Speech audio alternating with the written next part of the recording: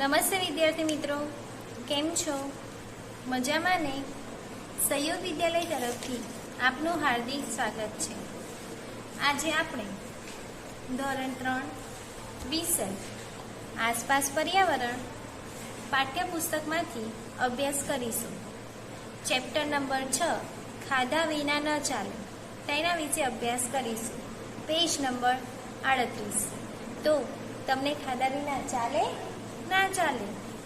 તો શરીરને શક્તિ મળી રહે તે માટે પોષણયુક્ત ખોરાક જરૂરી છે. ખોરાક આપણને કાર્ય કરવાની શક્તિ પૂરી પાડે છે, શરીરની વૃદ્ધિ કરે છે અને રોગ સામે રક્ષણ મેળવવાની શક્તિ આપે છે. હવે આપણે જોઈએ કે ખોરાકના બધા જ પોષક ઘટકો મળી રહે તેવો સમતોલ આહાર લેવો જોઈએ. તો આપણા શરીરને પૂરતા પોષક તત્વો મળી રહે તે માટે શું લેવું જોઈએ કે દૂધ, જુદા જુદા ધાન્ય એટલે અનાજ, કઠોળ, લીલા શાકભાજી અને પાકા ફળોનો સમાવેશ આપણા ભોજનમાં કરવો જોઈએ. તો પાઠ વિશે આપણે આના વિશે જ અભ્યાસ કરવાનો છે. તો ચાલો આપણે પાઠની શરૂઆત કરીએ. અહીંયા 6-7 જેવા છોકરાઓ આપેલા છે આપણને. તો જોઈએ કે તેઓ શું વાતો કરે છે. એમાં એક પહેલો છોકરો શું કહે છે કે ગઈ રાત્રે મેં બાજરાનો રોટલો અને ગોળ ખાધા હતા. શું કહે છે? ગઈ રાત્રે મેં બાજરાનો રોટલો અને ગોળ ખાધા હતા. તો એક છોકરી શું કહે છે? મેં દાળ ભાત બનાવ્યા હતા. બીજી છોકરી કહે છે ગઈકાલે મારે ત્યાં જમવાનું બન્યું ન હતું. હવે આ છોકરો શું કહે છે? હું મારા દાદી સાથે લંગર માટે ગુરુદ્વારા ગયો હતો. અમે રોટલી અને દાળ જમ્યા. હવે બીજી છોકરી શું કહે છે? માએ ખીર અને પૂરી બનાવી હતી. મને જરાય પસંદ નથી, આથી મેં પુડલા ખાધા. કે મમ્મીએ ખીર અને પૂરી બનાવી હતી કે મને ભાવતું નથી, તેથી મેં પુડલા ખાધા. તો બીજી કહે છે મારી માતાએ ઈડલી રાંધી હતી, મેં એ ખૂબ જ ખાધી, એ ખૂબ જ સ્વાદિષ્ટ હોય છે. તો એક છોકરો શું કહે છે? મારી માતા જ્યાં કામ કરે છે ત્યાંથી અમારા માટે દાબેલી લાવી હતી. અમે એની ખૂબ જ મજા માણી. કે મારી મમ્મી જે કામ કરવા જાય છે ને ત્યાં દાબેલી આપી હતી તો અમે ખાધી, તો ખૂબ જ મજા આવી. હવે યાદ કરો અને લખો ગઈકાલે રાત્રે તમે શું જમ્યા હતા તે તમારે આ થાળી જે છે તેમાં લખવાનું હતું. જેમ કે આપણે શાક, પછી ખીચડી, ભાખરી અને દૂધ જમી હતી. તો તમે અહીંયા શું જમ્યા હતા એ તમારે અહીંયા લખવાનું છે. પડી ગઈ ખબર? હવે આપણે જોઈએ વિચારો અને કહો. પહેલો પ્રશ્ન, તમને કેવી રીતે ખબર પડી કે ભૂખ લાગી છે? તો ઉત્તર, મને ભૂખ લાગી ત્યારે પેટ ખાલી ખાલી લાગ્યું છે, કામ કરવાની ઈચ્છા થતી નથી, અશક્તિ જણાય છે અને કંઈક ખાવાનું મન થાય છે. આ ઉપરથી મને ખબર પડે કે મને ભૂખ લાગી છે. બીજો પ્રશ્ન, શું તમારા ઘરે જમવાનું બન્યું ન હોય તેવું થયું છે? તો ઉત્તર, હા. એક વખત મારી મમ્મીને મેલેરિયાનો તાવ આવ્યો હતો. ત્યારે 3 દિવસ સુધી ઘરમાં રસોઈ બની શકી ન હતી. પરિણામે અમારે બહારથી ભોજનની વ્યવસ્થા કરવી પડી હતી. બીજો પ્રશ્ન, એક બાળકના ઘરમાં જમવાનું બન્યું ન હોય એનું કારણ શું હોઈ શકે? તો ઉત્તર, બાળકના ઘરે જમવાનું નહીં બનાવવાના અનેક કારણો હોઈ શકે છે. જેવા કે પહેલું, બાળકના માતા પિતા ગરીબ હોય કે જેઓ 2 ટંકનું ભોજન મેળવી શકતા ન હોય. અને બીજું, બાળકની માતા બીમાર હોય અને પિતા મજૂરી કરવા ગયા હોય. હવે જોઈએ ચોથો પ્રશ્ન, શું બધા બાળકોએ ગઈકાલે એક સરખો ખોરાક ખાધો હતો? કેમ? તો ઉત્તર, ના, બધા બાળકોએ ગઈકાલે એક સરખો ખોરાક ખાધો ન હતો. કારણ કે બધા જ બાળકો જુદા જુદા કુટુંબમાંથી આવે છે. આ બાળકો ભારતના વિવિધ રાજ્યોના પણ હોઈ શકે છે.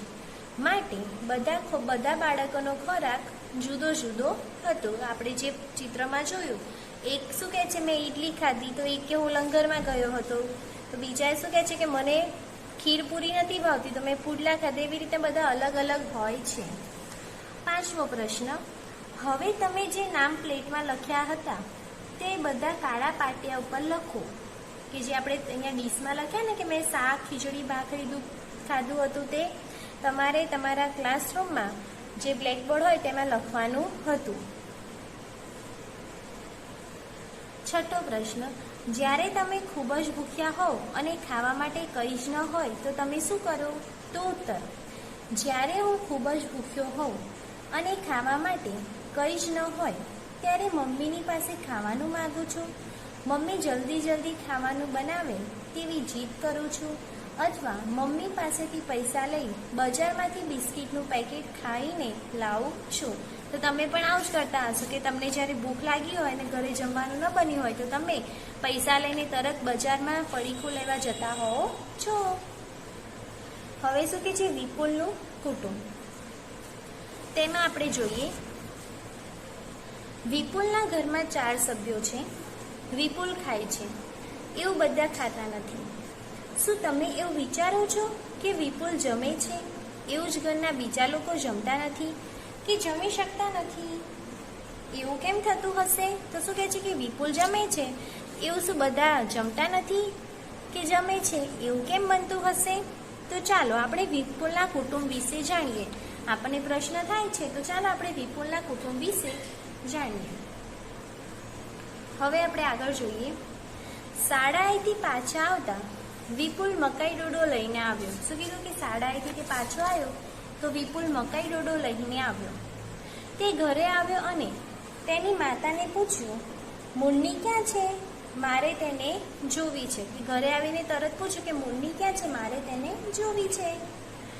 તેની માતાએ કહ્યું, મુન્ની ઉપરના રૂમમાં છે. વિપુલે તેની દાદીનો હાથ પકડી કહ્યું, તમે પણ મારી સાથે ઉપર આવો. તેની માતાએ વિપુલને રોક્યો, કહ્યું, બાને ભોજન કરી લેવા દે, મેં એમના માટે દાળ-ભાત રોટલી પલાળીને રાખી છે. તો વિપુલ આવ્યો મકાઈ ડોડો લઈને. તો શું કીધું કે મુન્ની ક્યાં છે? તો મમ્મીએ કહ્યું તે ઉપરના રૂમમાં છે. તો દાદીને શું કહે છે કે ચાલો હું હાથ પકડીને લઈ જાઉં, તમે પણ મારી સાથે ઉપર આવો.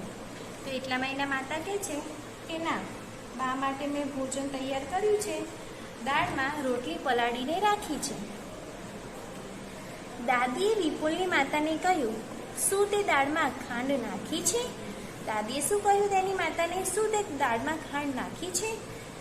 વિપુલની માતાએ કહ્યું, મેં દાળ ચાખી છે, તે સારી જ બની છે. વિપુલે તેના દાદીની થાળી લીધી. તે દોડીને ઉપર ગયો. તેણે દાદીને ઉપર આવવા કહ્યું. પછી દાદીએ કહ્યું, હું તારી ઉંમરની હતી ત્યારે થોડીક જ વારમાં પર્વત પર ચડી જતી હતી. તો દાદી શું કહે છે કે હું તારી ઉંમરની જ્યારે હતી તો કે હું થોડીક જ વારમાં પર્વત પર ચડી જતી હતી. વિપુલ મકાઈ ડોડો ખાતો હતો. તેણે તેના મમ્મીને મકાઈ આપી. વિપુલે હાથ ધોઈ લીધા પછી નાની મુન્નીને ઉચકી. અચાનક મુન્ની રડવા લાગી. અચાનક શું થયું? મુન્ની રડવા લાગી. મામીએ કહ્યું, તે ભૂખી થઈ છે. માં મુન્નીને ખવડાવવા નીચે બેઠી છે. કે શું કહે છે કે તે ભૂખી થઈ છે અને માં મુન્નીને ખવડાવવા નીચે બેઠી. હવે વિચારો અને લખો. પહેલો પ્રશ્ન, દાદી કેમ જલ્દી દાદર ચડી શકતા નથી? તો ઉત્તર, દાદી ખૂબ જ ઘરડા હોવાથી અશક્ત છે, તેથી તે જલ્દી દાદર ચડી શકતા નથી. બીજો પ્રશ્ન, દાદીને કેવી દાળ પસંદ છે? તો ઉત્તર, દાદીને ખાંડ નાખેલી દાળ પસંદ છે. ત્રીજો પ્રશ્ન, તમને કેવી દાળ ભાવે છે? તો ઉત્તર, મને ગળપણ નાખેલી દાળ વધુ પસંદ છે. આ ઉપરાંત મને લગ્ન પ્રસંગે બનતી દાળ પણ ભાવે છે. તો કે છે મને ઘડી દાળ પસંદ છે અને લગ્નમાં જે દાળ ભાત હોય છે તેની દાળ પણ મને વધારે ભાવે છે. ચોથો પ્રશ્ન, વાર્તામાં કેટલા સભ્યો મકાઈ ડોડો ખાઈ શકે છે? કેમ? તો ઉત્તર, વાર્તામાંના 3 સભ્યો વિપુલ, તેની મમ્મી, તેના મામી મકાઈ ડોડો ખાઈ શકે છે. તે ત્રણેય ઘરડા નથી. તેમના દાંત સ્વસ્થ અને મજબૂત છે.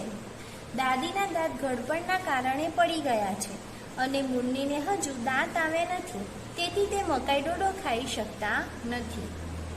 પાંચમો પ્રશ્ન, શું ઘરડા લોકો મકાઈ ડોડો ખાઈ શકે છે? કેમ? તો ઉત્તર, ના, ઘરડા લોકો મકાઈ ડોડો ખાઈ શકે નહીં, કારણ કે તેમના મોટાભાગના દાંત પડી ગયા હોય છે અને થોડા દાંત હલતા હોવાથી દુખતા હોય છે, તેથી તે મકાઈ ડોડો ખાઈ શકે નહીં. છઠ્ઠો પ્રશ્ન, 4 મહિનાની મુન્ની તેના માતાના દૂધ પર રહે છે, એ તેનો એકમાત્ર ખોરાક કેમ હશે? તો ઉત્તર, નાના એટલે કે નવજાત બાળકોને દાંત હોતા નથી, આથી તેઓ પોતાની માતાનું જ દૂધ લે છે, કારણ કે માતાનું દૂધ એમના માટે સંપૂર્ણ ખોરાક હોય છે. હવે આપણે આગળ જોઈએ, પૂછો અને લખો. શું ખાઈ શકે છે અને શું ના ખાઈ શકે બાળક? તો શું ખાઈ શકે? દૂધ, પાતળી દાળ અને ખીચડી. અને શું ના ખાઈ શકે? તો કે મકાઈ, મગફળી, ભાખરી, શાક, ફળ, આ ના ખાઈ શકે. અને યુવાન તો ખાવાની બધી જ વસ્તુઓ ખાઈ શકે છે. અને તે શું ના ખાઈ શકે તેવું બનતું નથી. વૃદ્ધ તો શું ખાઈ શકે? દાળ, ભાત, દૂધ, ખીચડી, રોટલી અને શાક. અને શું ખાઈ ના શકે? મગફળી, મકાઈ ડોડો, રોટલો, ભાખરી, કાચા ફળ અને ગોળ. આટલી વસ્તુઓ તે ખાઈ શકે નહીં. આપણે શું ખાઈ શકીએ, શું ના ખાઈ શકીએ તેના વિશે જોયું. આપણે બધું જ કાયમ ખાઈ શકતા નથી. ચાલો આપણે જે વસ્તુ ખાઈ શકીએ તેના વિશે વાત કરીએ.